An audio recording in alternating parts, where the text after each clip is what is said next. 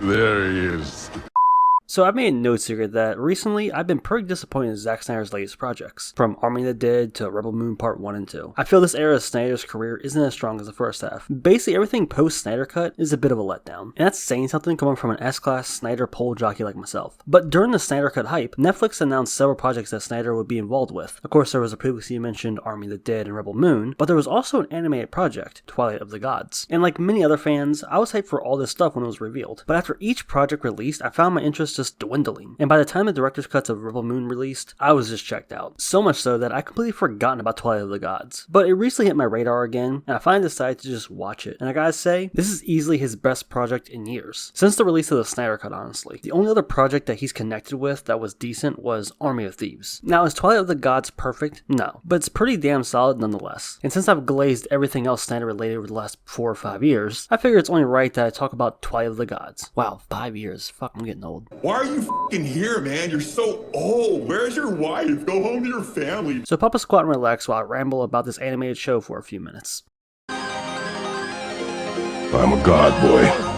I guess I want to start off with a little bit of backstory. Now, it's not as well known, but Snyder actually does have a small history with animation. He directed an animated film back in 2010, you know, the Owl movie. But even before then, he worked on Tales of the Black Freighter for his own movie, Watchmen, in which he was a producer and writer on. So this isn't totally unfamiliar territory for him. But the idea for the show actually wasn't Snyder's. A veteran in the field of animation, Jay Oliva, was actually approached by Netflix to do a show based on Norse mythology. If you don't recognize that name, then you definitely recognize his work. He's worked on several DC animated movies. But anyway, he already had history with Netflix, having just worked on the show Tress, and they wanted to move forward with him with a Norse mythology show. Now this was all the way back in 2019. Snyder was also working at Netflix himself at this time, so Oliva reached out and basically told him, listen, I'm working on an animated show about Norse mythology. Got any ideas? They chatted for a bit, and Eric Carrasco joined the team as the head writer and also showrunner, and then Twilight of the Gods was born. And I gotta say, they make a pretty solid team. You get the ideas and world building from Snyder, and then you got the veteran in the field, Jay Oliva, to funnel those ideas to the world of animation. And these two have collaborated before, but this is the first time doing it on a whole show. And I honestly think that Snyder's long-form storytelling lends itself pretty well to a series format. I mean, his movies are pretty damn long, so I'm actually surprised he hasn't done a whole show yet. What is Twilight of the Gods even about? So it's an 8-episode series following the story of Sigrid, as she plans to kill Thor for killing her entire family. So she aligns herself with Loki and embarks on a quest to kill the god of thunder. So you got a revenge story, Norse mythology, animation, and Snyder. Let's go ahead and talk about it.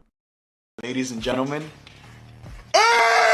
Now, I'm pretty sure I'm not the only one who noticed that there's been an uptick the last few years about media based on Vikings. Kind of like how a decade and a half ago, there was an uptick on media based on ancient Rome and Greece. So at first glance, this seems like something that's just cashing in on the trends. There's more slop you could throw in the pile. But after actually watching it, I gotta say, it's a pretty damn solid show. Essentially, they took the lore and the setting of Norse mythology and just did their own thing with it. It changes a bit, of course, but overall, it's not that bad at all. This is a pretty interesting take on these characters, myths, stories, and mythology. I mean, in a way, it's pretty similar to God of War. I mean, just all of them in general. Or it takes these myths, these characters, and just does its own story with them. It pulls a lot from the real world stories and accounts that we have documented, that have been told for centuries, but then it also takes liberties and changes quite a bit as well. That's essentially what they're doing here. And the way they handled all of it was pretty solid. There's nothing that I absolutely hated. And probably my favorite thing about the show is its portrayal of the gods. And honestly, I think Thor and Loki are probably the best characters in the whole show. Seriously, this is the best version of Thor we've seen in a while. He's a damn menace. He's actually intimidating. He's powerful as hell. And the dude just does not fuck around. Overall, he makes for a pretty damn solid antagonist. And then you got Loki, who surprisingly was the most interesting character in the whole show. His scheming, his plotting, his twists and reveals were very interesting. Everything revolving around him was just done so well. There are times where you actually feel for him, and there's other times where you're like, damn, I forgot, you definitely are a god of mischief. Now, as for the main cast, they're alright if I'm being honest. I'm not gonna lie, it kind of feels like a Norse mythology version of Vox Machina, which isn't bad, but it's very comparable. I mean, it's basically a fantasy ensemble of characters, you know, the warrior, the bard slash poet, the wizard slash witch. It's a very familiar cast of characters that you'll probably see in like a D&D party. But with that being said, they're okay. They're mostly solid and serve their purpose. No one especially stood out to me, but then again, I also didn't hate anybody. So when it comes to these characters, I'm pretty neutral on them, but if I had to pick a favorite, it would probably be the dwarf. Now the animation is pretty solid, but it's not really mind-blowing. The art style itself is like pretty simple and clean, with only a few sections being more detailed. Overall, it's not a bad look. It serves its purpose. And the action is pretty damn good. I mean, in typical Snyder fashion, it's bloody, violent, gory, and stylish. Seriously, this shit is pretty damn good at times. And I gotta say, the overall package is pretty solid. It's also a very fast-paced show. It's 8 episodes long, and they all range between like 25 to 40 minutes. But from episode 1, things just get going. There's not really much downtime. The characters move from plot-relevant location to plot-relevant location, all while partaking in some cussing, some fighting, and some fucking. So it just felt like a breeze getting through because the plot and story just stayed consistently moving. And even though I do really appreciate the fast pace, this is also a double-edged sword because since it stays so focused on the plot and moving the story forward, the actual main cast of human characters just really aren't that fleshed out. Sure, they all have their small little moments, but I'm not really connected to any of them besides like Sigrid. I see why some people online say they wish it was 9 or 10 episodes, just so they can get to know the characters a little bit more. But as it stands, it is a very fast-paced show that gets right to the point, and I do appreciate that. Honestly, my biggest gripes comes with the writing. I'm not gonna lie, at times it feels like it's being written by like an edgy teenager, and it's strange because there are times where it doesn't feel that way at all. Like characters can have some like generally really interesting and good conversation and lines of dialogue. There's a lot of really good lines in here, but then there's like these random raunchy quips that just stand out and make things a little awkward. It's not a big deal, but these moments kind of pop in and out and makes you wonder what exactly is the tone going for in this moment. Is it supposed to be funny? Because at times this show is like pretty damn serious. It can be very bloody and very gory too. So these random quips and one-offs of like characters cussing and making weird jokes has always stood out as just strange. Oh yeah, I should probably mention the sex in the show because there's a lot of it. And sometimes it feels like it's there just for the hell of it. Now, I'm not against sex scenes or nudity at all, obviously.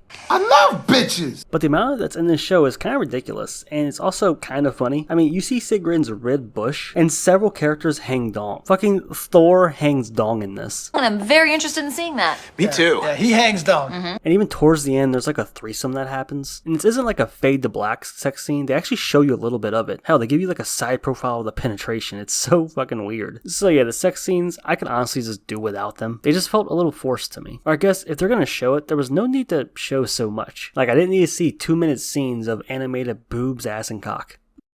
I'm fighting for my life! Yo, telling me with this! So in the end, Twilight of the Gods is a pretty solid show, and is easily the best project Snyder's released in years. Is it great? No, but it is pretty enjoyable. You get a fast-paced story with an ensemble of characters, with lots of blood and gore and action, with a very interesting, unique Norse mythology setting. And I feel like this show does something that Snyder's recent movies just didn't do, and that's really just knowing where to put their focus. Instead of trying to do everything at once, they instead boil it down to just a few ideas and executed them pretty well. In this case, it's an action-packed revenge story, with an ensemble cast of characters, and a Norse mythology setting. It doesn't spread itself too thin, it knows what it wants to do and just does it. But more importantly, unlike Snyder's previous projects, he collaborated with experienced veterans in the field, and from there they were able to translate a lot of his ideas. I mean, according to Aliva, they basically all got together, sat down, and went over and storyboarded their idea for the stories, the episodes, the arcs, and then Eric would take all those notes and either have the team of writers make a script for it, or he would write the script himself. So it's very clear that this writing process for the show was pretty different from his own movies. He had more people he had to go through, more people he had to bounce ideas off of, and not only that, people who are just more experienced in the medium. And in the end, it led to a much better final product. And honestly, I wouldn't mind seeing this team work together again on a different show. I mean, hell, who knows? Maybe they might be able to make a Rebel Moon tie-in show enjoyable. Yeah, so I think that'll about do it for the video. So, in summary, Twilight of the Gods. Pretty good, not great, not bad either. Midnight! Hey, what gives? It was 4 minutes till midnight 5 minutes ago! Exactly!